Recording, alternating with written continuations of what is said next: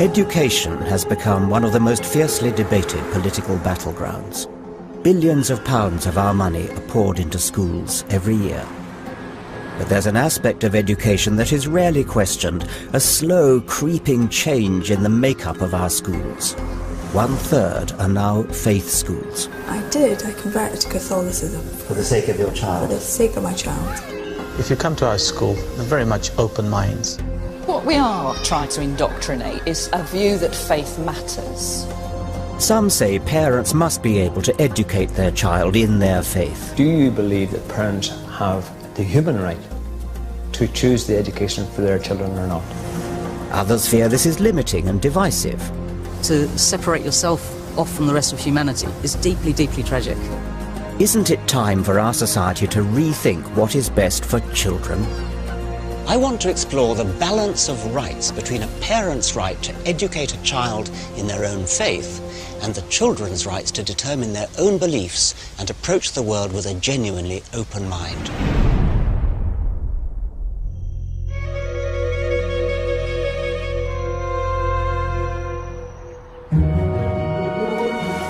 One in 3 state schools in our country is now a faith school, a school with formal links to a religion.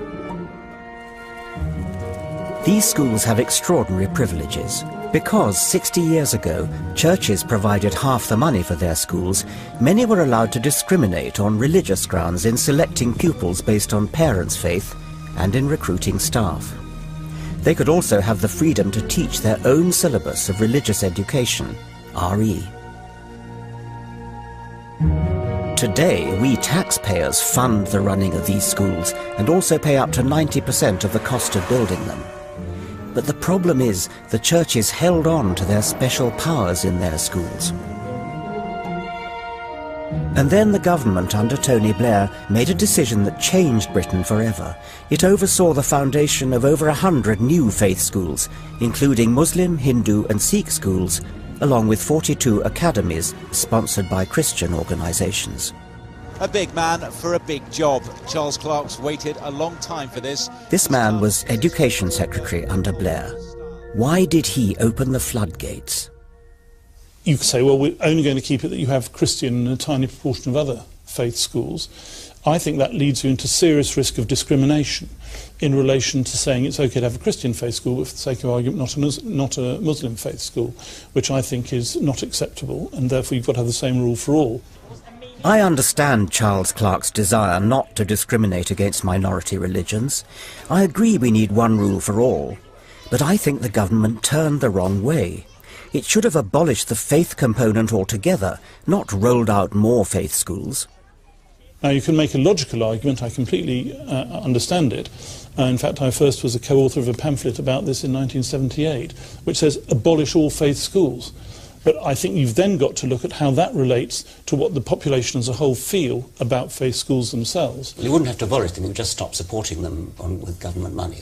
Well, that's the same as abolishing them. I mean, anybody, yes. You can go. I mean, the net effect of this would be to close thousands of schools. Let the schools remain, but abolish the separation between Catholic, Protestant, etc. No, but you're saying take the money away from a school which has that character. Yes, and that means, the school could stay. It's got the same buildings, same teachers. No, I understand, else. But you're taking away 90% of their revenue funding.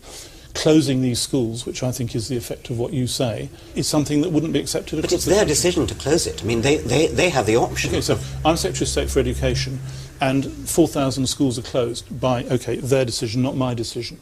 But as a result of what I have said, hypothetically, waving your big stick, which you've offered me, I don't think that the society would accept that.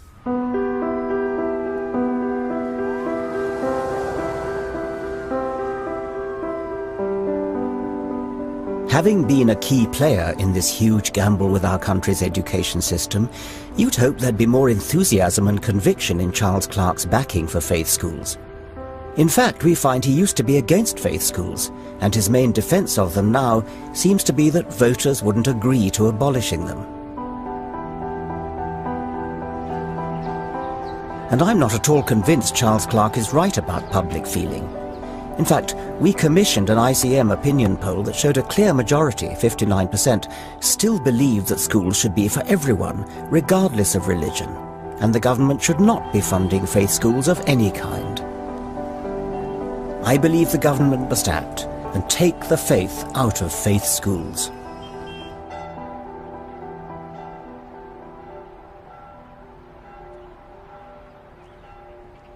The first and most outwardly dramatic change being brought about by these schools has been a bizarre distortion of parents' behaviour, particularly in the push for primary school places.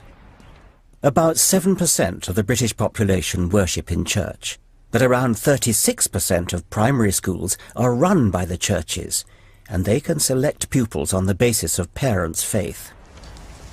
Parental choice? Okay, let's talk about parental choice. Suppose I'm a parent living with my children exactly here in Oxford, where we are standing now. If we want a faith-based primary school, we've got all these red dots to choose from within easy walking distance. There's St Philip and St James, there's St Aloysius, a Catholic school, and there's St Barnabas, another Anglican school. But if we want a non-faith-based school, we've got to go miles, here, here, or here, or here. Parents who wish to exercise their choice of a non-faith-based education for their children are effectively discriminated against.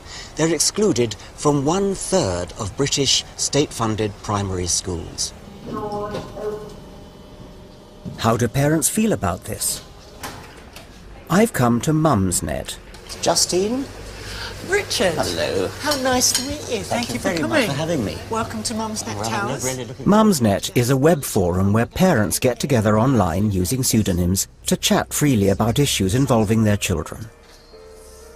I'm here to ask about their experience of faith schools. Slug is saying it's not that we're forced into a choice, it's that we were excluded from state-funded schools because of our lack of faith. It would be unacceptable, of course, to exclude people on the basis of their race, but somehow it's okay if it's their parents' religion. Joe Bounds' son is excluded from all 3 of the local primary schools, 2 Anglican and 1 Catholic, on the grounds that his parents are not churchgoers. Oh God, there's so much going on, I can't keep up. Hang on. If parents don't want their children to be excluded, the other option, of course, is to fake a faith. Our neighbours trot along to church every Sunday, rolling their eyes as they go, all so that their children can go to the local school. Well, we seem to be hearing that again and again. I went to meet one couple who wanted to send their daughter to what they thought was the best school in their area, a Catholic primary. But the problem was they weren't practicing Catholics. The SATs was 100%. So, you know, first child, you want the best of the best for your child. Yeah, we spent 4 years going to church, doing the right thing. You went to church in order to get the child into the school? Yeah. Church every Sunday. Yeah, that's part of the criteria. Attendance, parish priest has to sort of sign you off. You mean he stood at the door and ticked your name off as you walked in? Not quite, but almost. After church, everyone was crowding the priest to say, "Hi, look, I'm here, I'm here, I'm here." Helen converted to Catholicism. Converted to Catholicism? I did. From what? From Protestants. You were brought up? Plymouth Brethren. Plymouth Brethren in Scotland? Yeah. So that was my commitment to my daughter. Did you have to do anything else? Any other hoops you had to jump through? Be nice to the priest. Be nice to the priest in what sort of way? Well, if he had a cough, you get him some cough mixture, or, just generally feed his ego. That's not too serious bribery, I suppose. Was there anything more serious than that?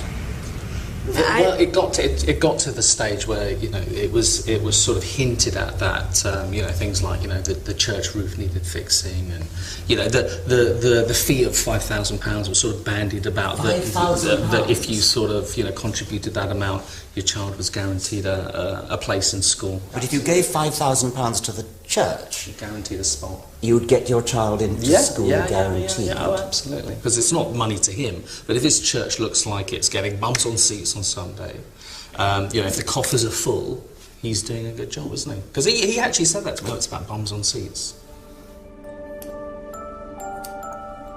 We contacted the priest in question. He denied these claims and stated he had nothing to do with admissions, which were dealt with by an independent body.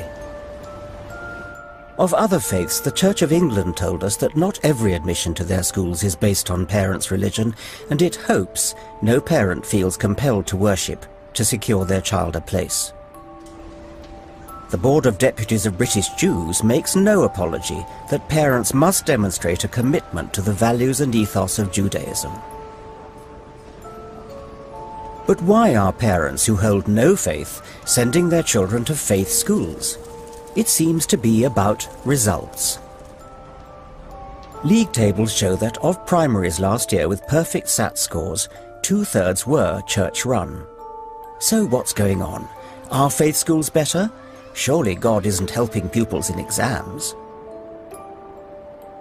Through a massive analysis of 500,000 primary school pupils, this man now has the authoritative answer. We could compare children who live in the same postcode, so you'd be comparing houses next to each other. And if you do this and compare children in these very similar circumstances, one going to a faith school, one not going to a faith school, you find actually the rate at which these children progress is very, very similar. There's not much of a performance advantage when measured on these terms. So the kind of upshot of that is that really all the performance advantage they observe for faith schools is to do with the motivation of the parents, it's to do with the background, their wealth. So the evidence suggests that the idea that improved results in faith schools are due to faith is a myth. It's about the social level of pupils and the pushiness of parents prepared to jump through hoops to get their children selected. Do we conclude from this then that parents are wasting their time struggling to get their children into a faith school? Well, this is what, looking at the data that we've got, that's what the conclusion you would come to. It might seem that there's nothing deeply wrong with parents making a pact with beliefs they don't hold in order to get their children into faith schools. A little harmless hypocrisy, perhaps. But I worry that these parents may be unwittingly saddling their children with ways of thinking that are hard to shake off.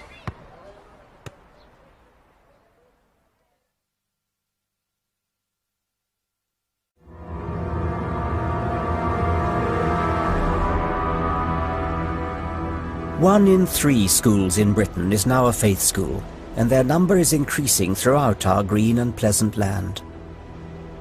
As a non-believer, I have concerns about this, but not for the reasons you might imagine. Remember now thy Creator in the days of thy youth, while the evil days come not, nor the years draw nigh when thou shalt say, I have no pleasure in them. Perhaps surprisingly, I'm in favour of religious literacy.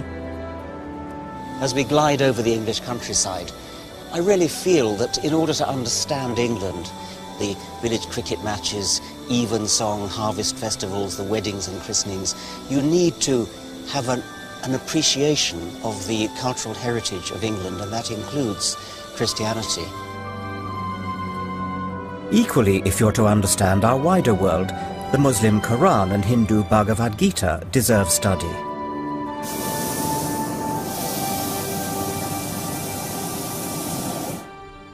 Stay me with flagons, comfort me with apples, for I am sick of love.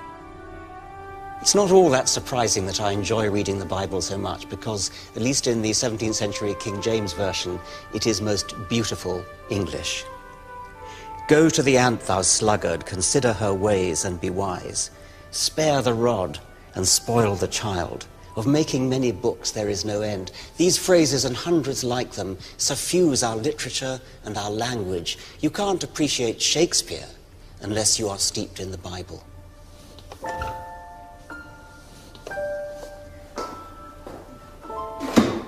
While I think it's important all schools teach about the culture of religion, I'm worried that faith schools are allowed to do far more.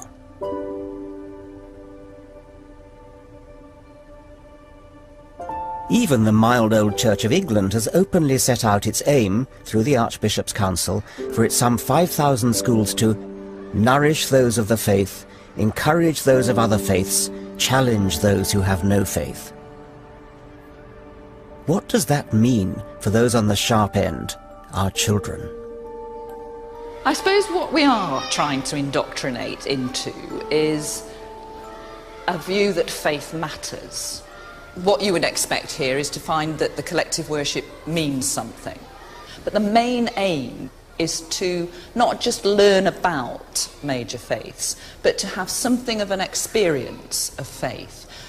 One of the things that's very difficult to do when you're older is to make a decision on something about which you know nothing and have experienced nothing. So it would be very easy for someone to say, oh, religion's all a load of rot, without actually ever having encountered what it's like lived.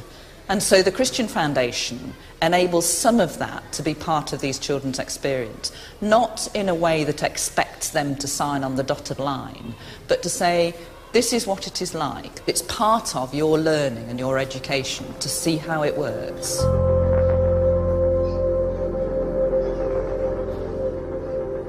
Janina Ainsworth and I disagree here. She feels it's important to experience faith in school, but for me this is indoctrinating children too young to defend themselves. I worry that religions like getting to children young precisely because that's when they're at their most impressionable. I'm going to show you what it's going to make next. It's going to be a box. Are you ready for the box? Okay, there. There's a box. You see its lids there? I can make a hat out of it. What, like that? No. Put it on me! Thank you. Some 60 years on from my childhood, I can still remember how to fold a piece of paper into a Chinese-style boat. It was a craze at my school. This is going to be difficult. This is the difficult bit now. I know. Pulling that out, pulling that out. Pulling up the sails. Is it Chinese? It's a boat. Windmill Primary School in Oxford is no faith school, but I've come here to demonstrate children's natural propensity to absorb new information. A sailor went to sea. I've reminded one pupil of a well-known clapping game. See.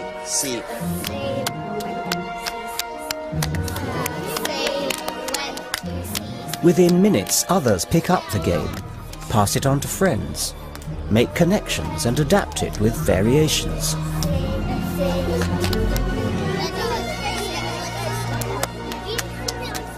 Children love to imitate, they love to join in. There's something compelling about ideas and the way they spread through minds that are a bit like sponges.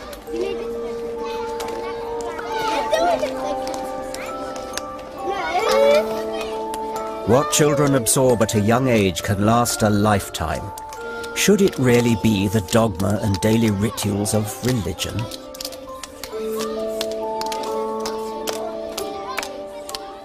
And faith schools do much more, of course, than hymns and prayers.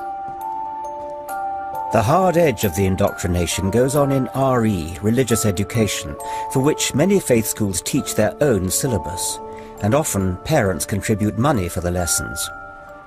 We weren't granted access to film any RE or faith studies at a Jewish or Catholic school.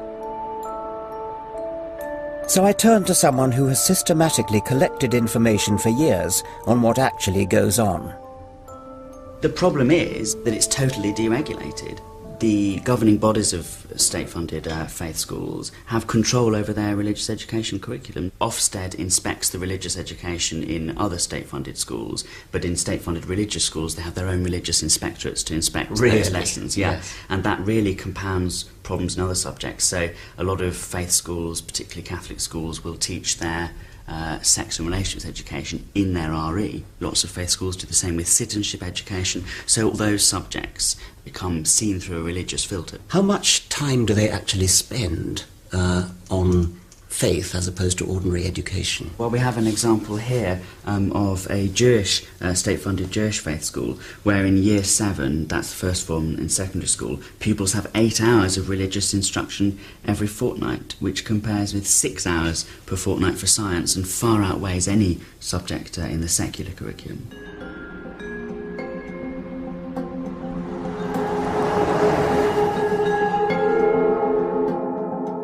One faith was brave enough to open its doors to filming.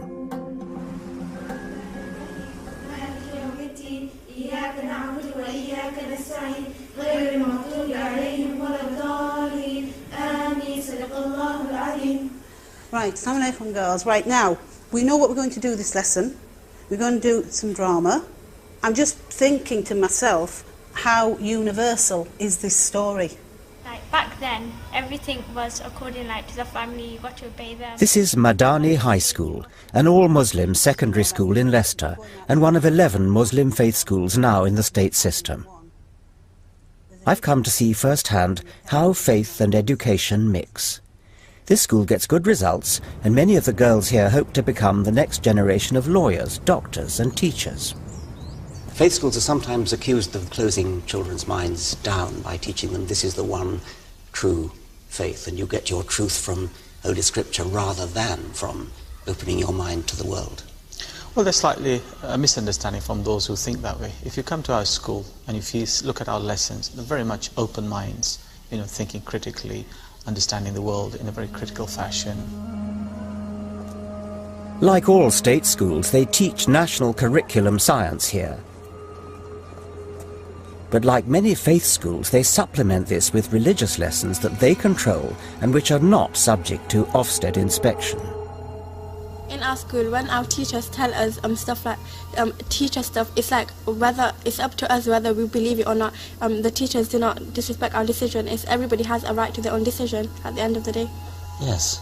Suppose we take a fact like, are we and chimpanzees cousins? I mean, do you believe that we're cousins of chimpanzees? Or monkeys? No, I wouldn't think so. What do your, perhaps we have a science teacher, have we? What do you teach about that? Well, yeah, we learn about in the curriculum because that's what we follow. We teach them the theory of evolution, but then I do tell them in Islam, our opinion about it, and the girls also have their own opinion and ask questions. So, Miss, do we really come from chimpanzees?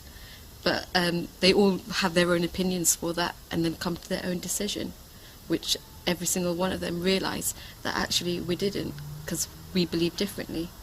Every single one of them comes to the conclusion that we did not evolve. Yeah. Everybody in your science class, everybody in the school comes to that conclusion. Well, in my class, yes, they did. How many is that? I mean, well, I teach 60 year 10 students, so right. 60 of them. And all 60 of them end up rejecting evolution. Yes, because obviously they have their beliefs, which is Islam. Yeah, about evolution. Evolution is that human evolved from apes and stuff. But if there are still apes here, then how did human evolve from apes? This is the commonest question I ever get. What's the answer of your science teacher to that? But I wanted to point the question to you because I wanted to know your opinion. Well, I'm going to give you the answer, but we've been told that your science teacher teaches the theory of evolution. I'm interested to know. That's exactly what we teach them, that humans evolved from apes. Yeah. And through natural selection, we became humans. But her question is, why are there still apes? Well, I'll tell you why there are still apes. Firstly, we are not just evolved from apes, we are apes. And when animals evolve from other animals, it's not that they supersede them. It's not that we've evolved from chimpanzees. Chimpanzees and we have evolved from a shared ancestor who lived about 6 million years ago and who was neither a human nor a chimpanzee. There's a bigger point at stake here than evolution, of course. What's worrying is that a school that says it wants its pupils to be open-minded is, through its religious training, also guiding them to reject factual evidence at the very core of science and rational thought. Where does that lead? The school's job is to provide all the information. It is up to the individuals to see what they believe and what they don't believe. So I'd like to leave the choices to these young people. Yes, so you think that matters of scientific fact are a matter of personal choice based on traditional faith? Well, none of the reports that I've read says that evolution is a scientific fact. Just as there's a scientific theory which says evolution is there, there's another perspective, from a faith perspective, that says, no, God created all human beings. But I hope you'll see that from our young people, evolution is only one small thing in their lives, and probably an insignificant thing in their lives. It's not a small thing in the life of a science teacher. She will teach children things which are contrary to the entire scientific community. Now, that's not a small thing, that's actually quite a large thing. If science says one thing and the Quran says the other, who do you go with? Well, I'd like to believe that because science, scientific knowledge and Quran are essentially from the same creator, there won't be a conflict. The conflict will probably arise in our understanding of those facts. Well, that sounds reasonable to me.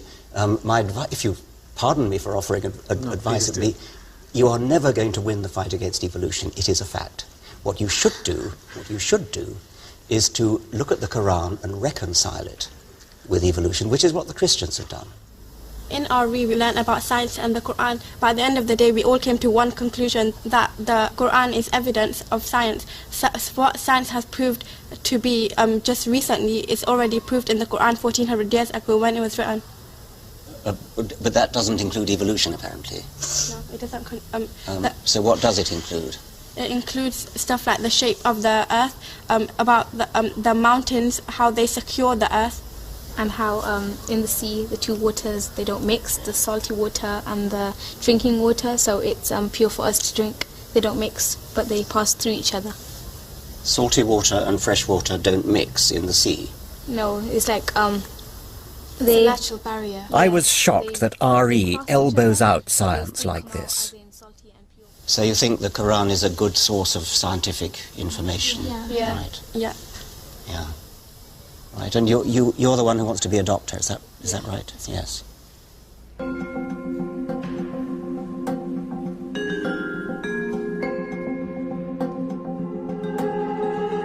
I can't be sure indoctrination triumphs over real learning like this in other faith schools, but I do worry there's nothing to stop it happening. I think RE must be taught critically so that the factual evidence of history and science are properly respected. In my view, RE should be part of a national curriculum and subject to Ofsted inspection like other subjects. The Church of England told us it wouldn't oppose a national curriculum for RE, and I welcome that. The Board of Deputies of British Jews claims critical thinking is intrinsic to Jewish faith education, and their inspectors inspect their schools' RE in a way that matches Ofsted requirements. But then, why not let Ofsted inspect their RE in the first place? I think there's something deeper going on here. Supporters of faith schools claim they're in some way necessary to allow groups to hand their religious culture down the generations. I understand the argument, but what is the impact of this across our society? One former Muslim feels concerned that faith schools are resurrecting barriers where there need be none. When I first arrived in the UK back in the early 1970s, myself, my friends, my family, we encountered a lot of racism and we often felt excluded. And things have improved, and it shocks me, it saddens me that people like me are now choosing to self-segregate when others have worked so hard to allow us to mix and to join in and to be part of a wider community. For me, what's exciting about the world is the range of ideas we can encounter, and to separate yourself off from that, from the rest of humanity, frankly, is deeply, deeply tragic. Some faiths claim they actually promote community cohesion through their schools, and that this is recognised by Ofsted. But, as we've seen, Ofsted doesn't inspect what's taught in faith schools' RE lessons, nor does it consider the school's admission policies, which can discriminate along religious lines. I'm worried that faith schools in fact encourage separation from mainstream society. Now I want to ask how important it is for parents to have the right to preserve their culture through their children's school, or whether this creates a dangerous and divisive them and us mentality.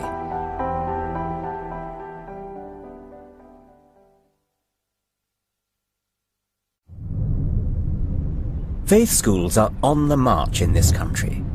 One of the key claims of their supporters is that they create a confident sense of identity amongst pupils. But that very sense of identity tends to set them apart from others schooled to believe in a different God or a different theology. In not mixing at school, surely there's a danger that these children will grow up as strangers.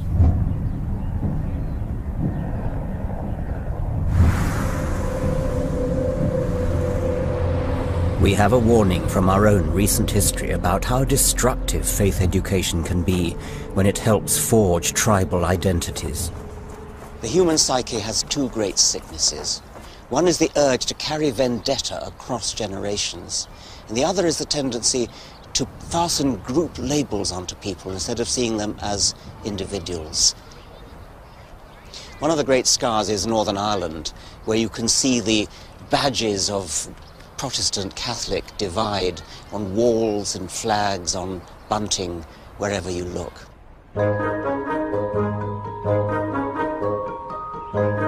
Nowadays, some of this may be put on for the benefit of gawping tourists. Thankfully, Northern Ireland seems on the verge of a new era. Politicians, police and professions, both Protestant and Catholic, are working together. But one area the Good Friday Agreement couldn't touch, tragically, was education, which threatens to reopen the sectarian divide. For children, the tribal divisions start in the nursery.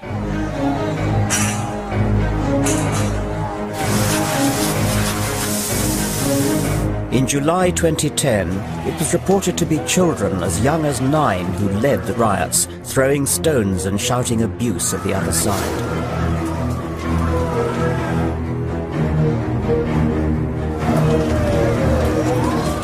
Around 95% of pupils in Northern Ireland go to either a Catholic or a Protestant faith school. Most of them never have the opportunity for a proper conversation with a member of the other faith. They usually marry into the same faith. And if they meet in the workplace, it's only because of strict employment laws to promote equality.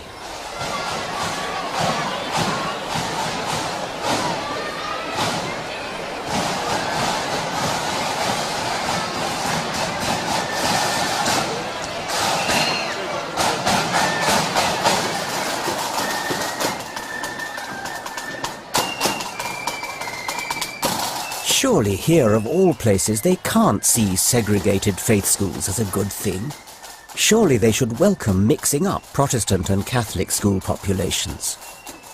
At present, the overwhelming majority of Catholics go to so-called Catholic-maintained schools, Protestants to controlled state schools. I want to meet both sides. I think it just boils down to choice, and I believe, for me, the control sector have the schools with the history, with the record of academic achievement, and that's where I want my children to go. But I think increasingly parents are looking at what are the best schools. The hard reality is surely that there's very little crossover, isn't there? One might say that humans are innately driven to be divisive and to form tribes and to separate out, and there are plenty of ways in which that can happen. Skin colour, language. But religion is a pretty good one to do it with, and isn't it a gratuitous one that we could do without? Oh, certainly not. I think religion's been here for thousands of years and will continue to be until the Lord comes back again. But does it have to be so divisive? I personally don't see it as divisive. You don't? I don't see it. You live in divisive. Ulster and you don't see it as divisive? No, I don't see it as a... I see it as us having differences, and hopefully we can work through those differences. Differences relate to our theology, the way we worship. I believe all our churches in need of a reformation, and I'd love to see another reformation come.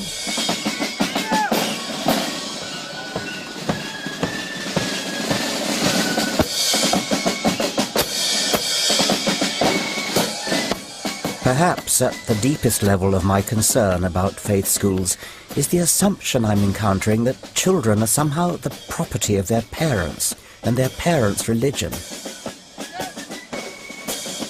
It's all about parents' choice, and I found that strongly echoed on the Catholic side.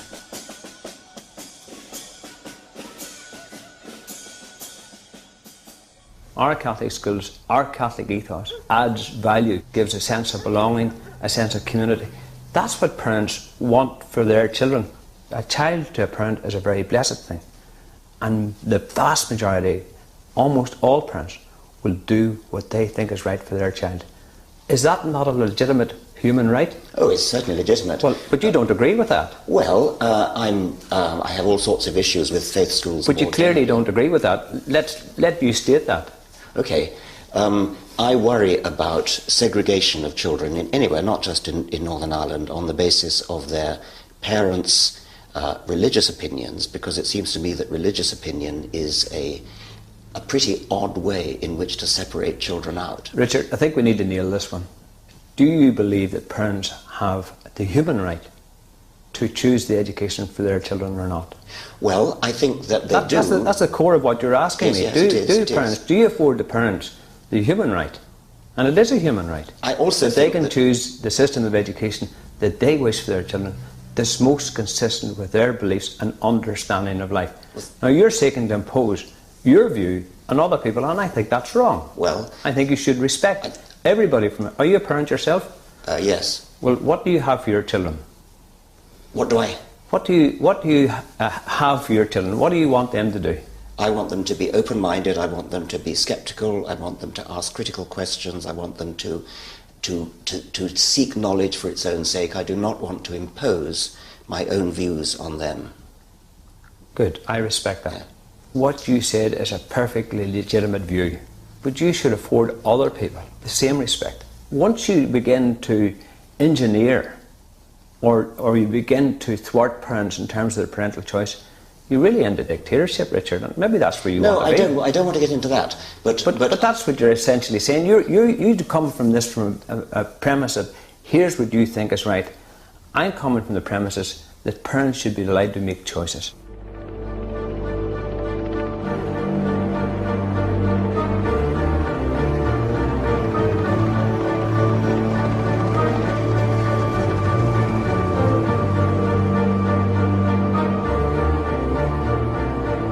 I do believe in taking the faith out of faith schools, and yes, that would impinge on both the Reverend Gibson and Mr. Flanagan's rights as parents to choose their children's education.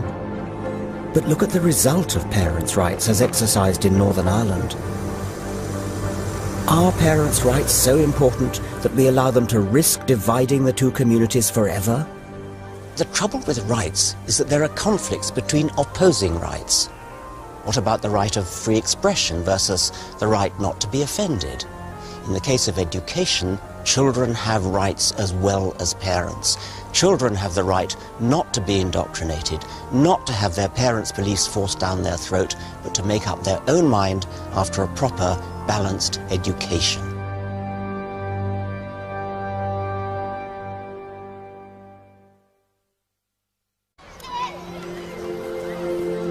There goes a right-wing Tory child.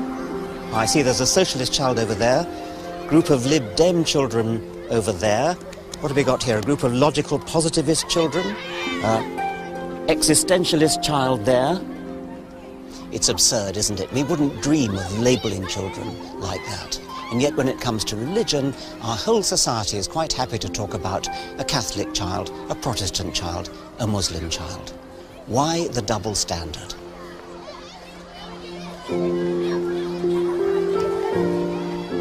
I've already set out why I think presumptions like this, rooted in the very idea of faith schools, are a growing menace. But I don't want to just attack. I passionately believe there is an alternative, and I want to persuade you that education is better without faith.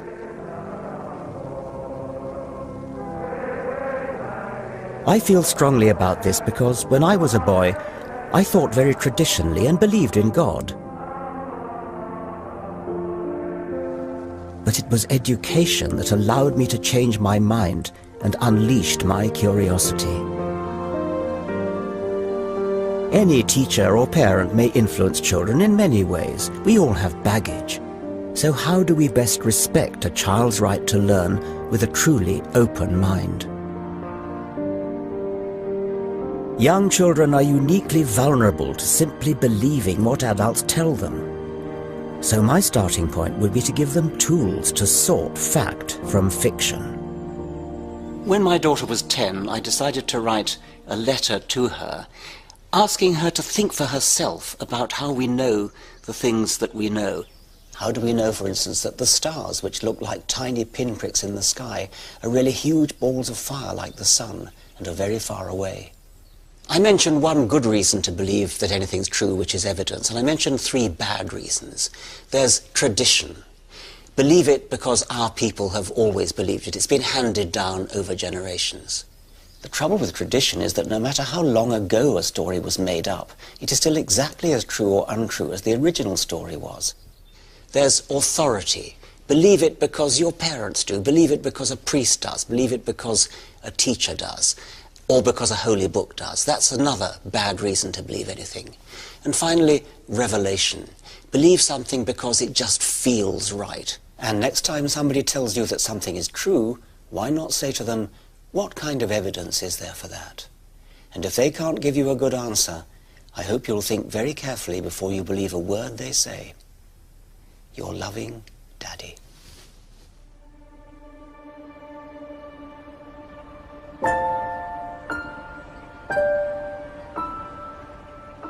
I'm fascinated by the way children start piecing together how the world works.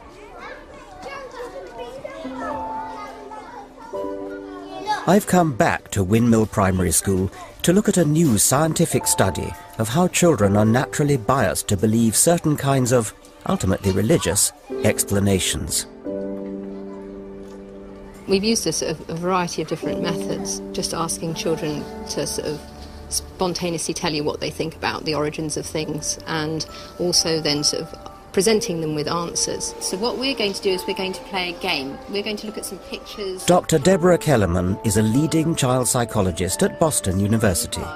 You have to pick the answer that makes most sense to you. In this experiment, she poses the children questions like, why are rocks pointy?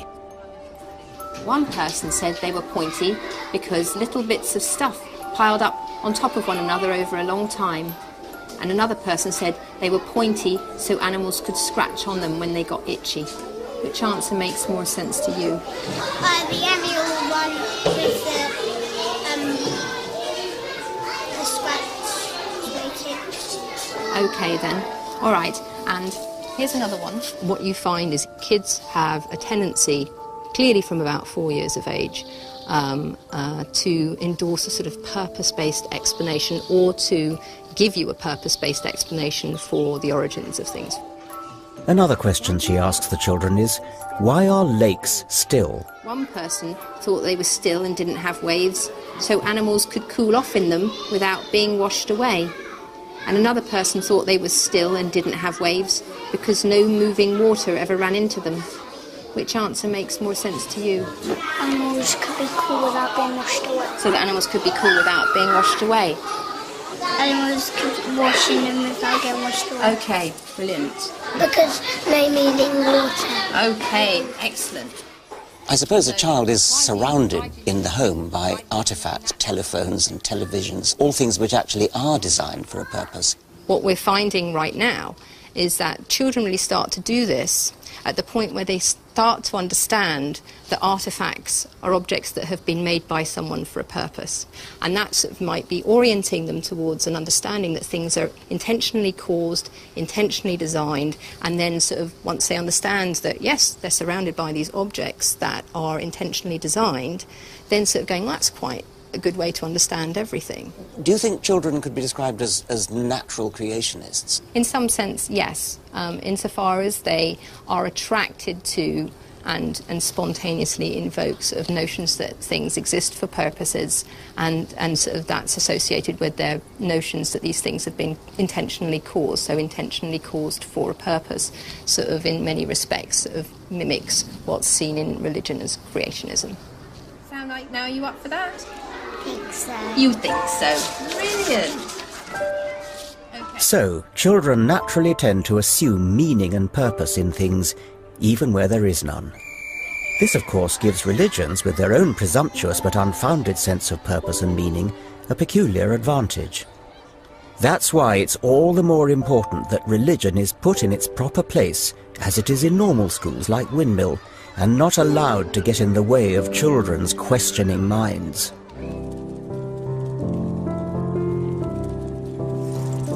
Rather than indoctrinating children in faiths that can only preach a limited view on the deep questions of existence, how much better instead to fire children's curiosity about all the extraordinary questions we have yet to answer.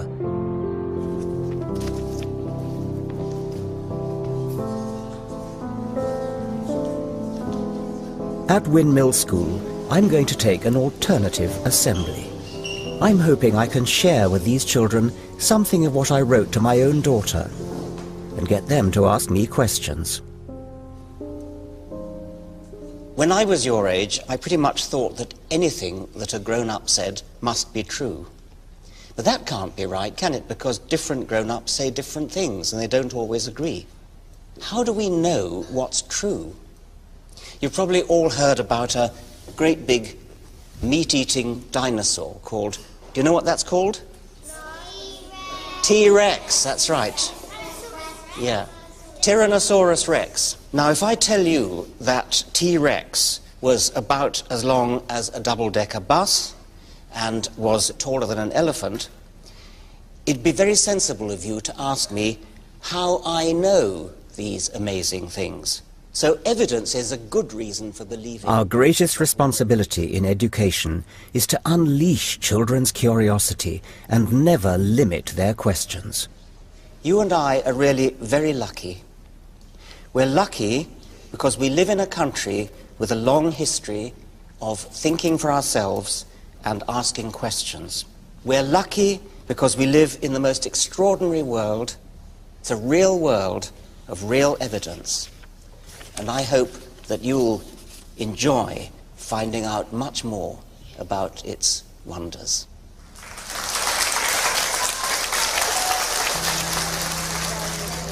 Yes. Well, the horseshoe crabs haven't changed very much. Lots of other things have changed a lot since that time. How did the sun come? Well, the sun came from a huge great cloud of gas, which came from an earlier star that exploded. How did the dinosaurs die? Well, probably what happened was there were lots of fires, and there was a huge lot of steam and smoke and dust, and a great big cloud formed all around the Earth, and so the sun couldn't get through. That's what people think, but nobody really knows, and you have to ask what the evidence for that is. Professor Dawkins sparks controversy when he blames religion for much of the world's pain and suffering. That's The God Delusion, next Wednesday at 9. And this Saturday at 10, Richard Dawkins extols the genius of Britain, demonstrating that its great scientists and inventors have created the modern world. Next tonight, a Time Team special on the secrets of Stonehenge.